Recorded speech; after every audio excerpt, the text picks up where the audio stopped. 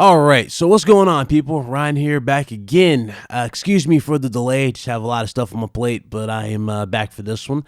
Let's go ahead and get into this. So I have seen quite a bit of speculation for the PS5 and the Xbox Scarlet, and yes, I have thrown out my own 2 cents as well, but I kind of been like reserved for the most part. Now, involving the new consoles, one particular thing that's kind of been a constant is resolution. When it comes to arguments, I have seen people actually believe that the PS5 will indeed do 8K resolution at 120 frames per second, and others are believing that the new Xbox Scarlet will most definitely do it because, I mean, let's face it, it's new like the PS5.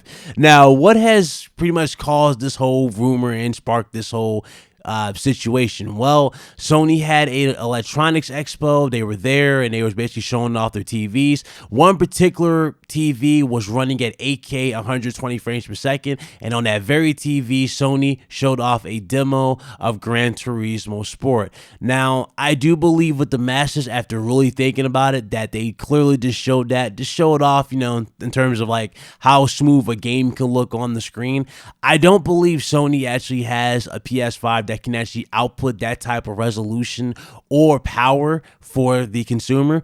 And the reason why I don't believe it is for the following reasons. Number one, at the end of the day, we have to pay for these consoles, okay? What we get is what we pay for. So by that logic by yourself, you should automatically, like, your mind should just process that and go, wait, if they're showing this game at 8K 120 frames per second, then what would that translate in reality in terms of price for me, the consumer? For you, the consumer, you probably be paying over $700 for a console to do 8K 60 plus, you know what I'm saying? You're not getting that on no console. And why would I say $700? Well, again, we see it with the Xbox One. Just go back to the Xbox One X for a reference, okay? Let's say Sony had a high top-of-the-line GPU in the PS5, and they were somehow miraculously able to get it down to $500.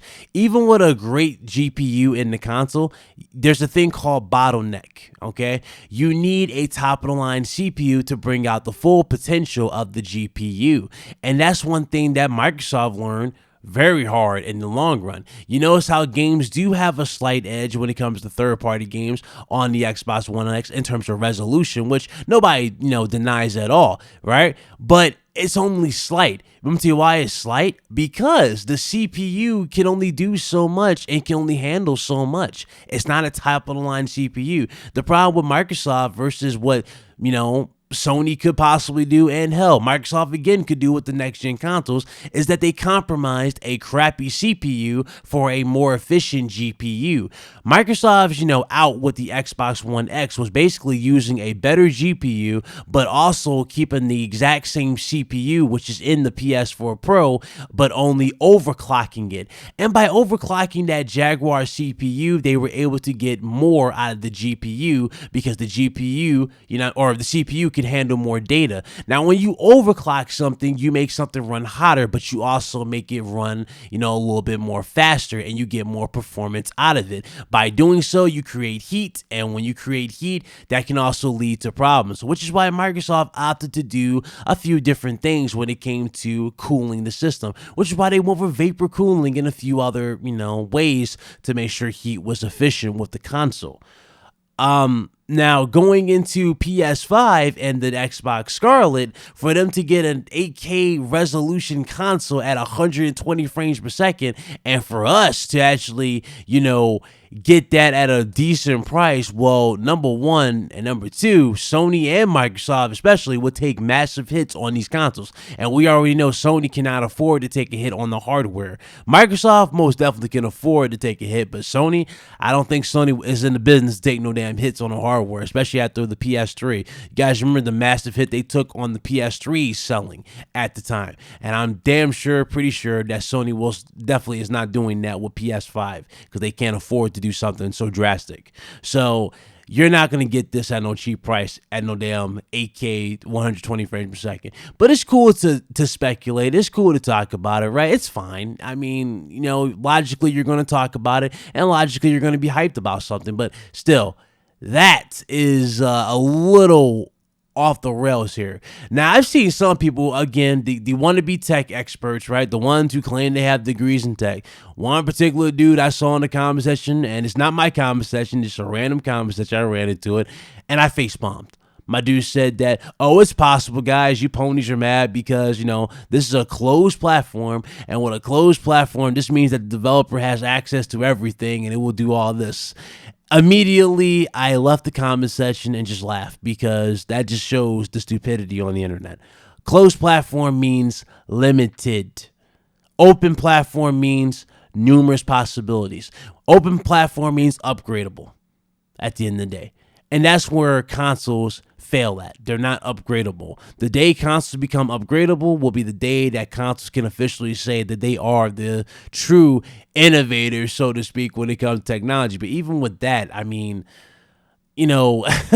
that's going in the realm of PC if we ever had consoles that are upgradable. So if Sony released a PS5 or Microsoft released a new Xbox and it was upgradable, you can change the RAM, the GPU, and let's say they made it more efficient and better and consumer friendly to do these things, right? That would immediately make people look at PC gaming in a whole different realm. Think about it. If a consumer, right, a regular casual can put this damn little box together, you don't think a casual will look at a PC and go, well, damn, if I could do this, I wonder what I can do with that PC. Can I do that PC and make it go like beyond this? You know what I'm saying? It's going to just intrigue people to go to PC. That's how it is. Consoles are cool, but consoles are going down that realm, especially with streaming service and the way people are hyped and excited for DRM and all these ridiculous, things that we were going to deal with in 2013. It's, I'm telling you, man, the only thing missing from the picture is the fact that we don't have Steam machines. If we have Steam machines, the moment we start getting Steam machines for the PlayStation 5 or PlayStation platforms and Xbox platforms, will be the day that console gaming is officially done and buried. And I promise you, the day you start seeing different tiers of consoles where you have like the beginner, like the starter console, then I guess the intermediate one, right? And then you'll have the premium version where you'll have one be like cheap, let's say like $400, right?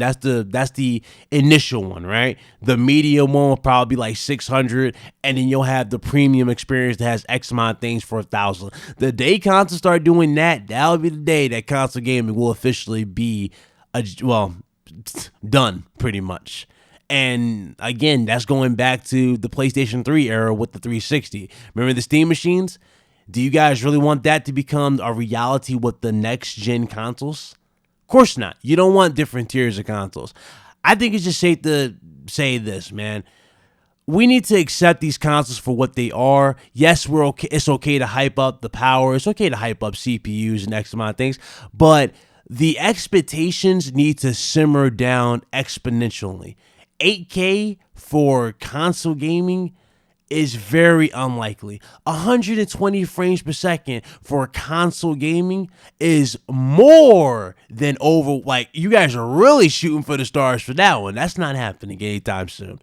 And if it is happening, then I don't want to hear nobody complaining when that price point comes out and it's something absurd because you want it. So guess what? You have to pay for it. That's just the reality of the situation. That's what Sony's doing, and that's what most certainly Microsoft will do. You got to pay for it at the end of the day, and that's just the facts.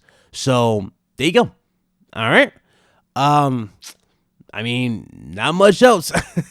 Not much else needs to be said on this. All right. So I hope you guys enjoyed the video. Appreciate you guys checking it out. Yes, I have another one. I'm home. Thank you guys so much for your patience. If you guys liked the video, hit the like button. If you didn't, dislike. If you guys want to subscribe, hit the subscribe button, hit the bell icon to stay up to date. Thank you guys again. I will see you guys later for more gaming news, rumors, and X amount of things. You guys be blessed, be easy. I'm out. Deuces.